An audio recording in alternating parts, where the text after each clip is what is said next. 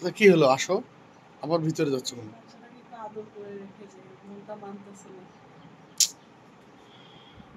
কি আর বলবো, তো ঘুমিয়ে আছে।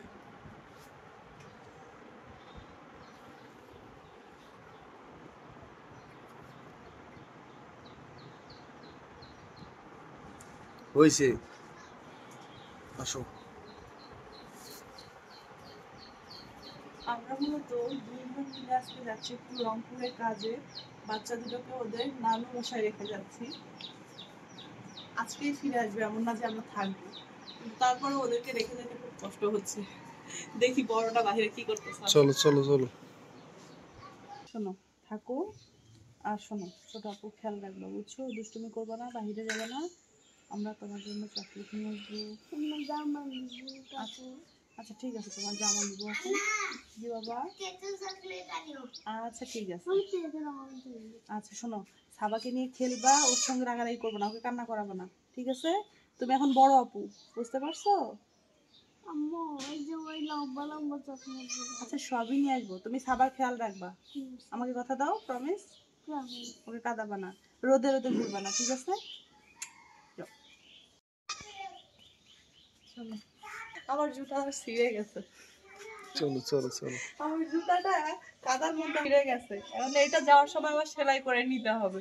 আমি বাসা থেকে আর কোনো জুতাও নিয়ে আসি নাই, কারণ বর্ষাকাল উঁচু জুতা পরে হাঁটতে পারবো না।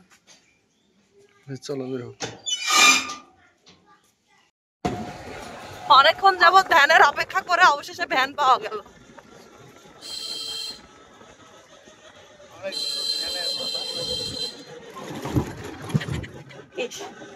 রাস্তায় দেখো ধান নাড়তে দিছে, আজ কয়দিন পর মানুষ একটু ফাঁকা পেয়ে ধান নাড়তে দিছে। মানুষের ধান শুকানোর যে পরিমাণ কষ্ট হয়েছে এবার, বাচ্চাগুলাকে রেখে যেতে কেমন ফাঁকা ফাঁকা লাগতেছে না?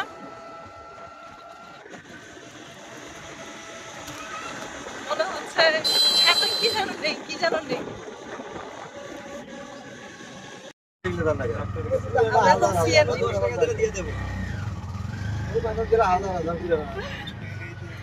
মানে এই রাস্তাটা যাইতে গেলে মূলত সিএনজি করে যাইতে হয়, যার জন্য সিএনজিতে এতক্ষণ অপেক্ষা করতে হয়। এটা একটা আনন্দ, উপভোগ করতে শেখো।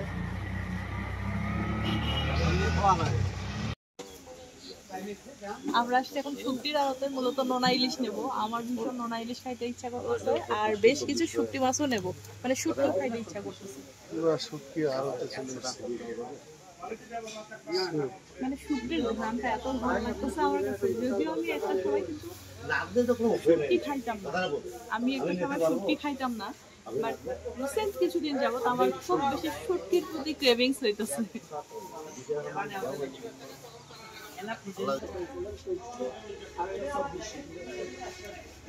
আমি কি করি আপনার যেটা করছি বারবার 24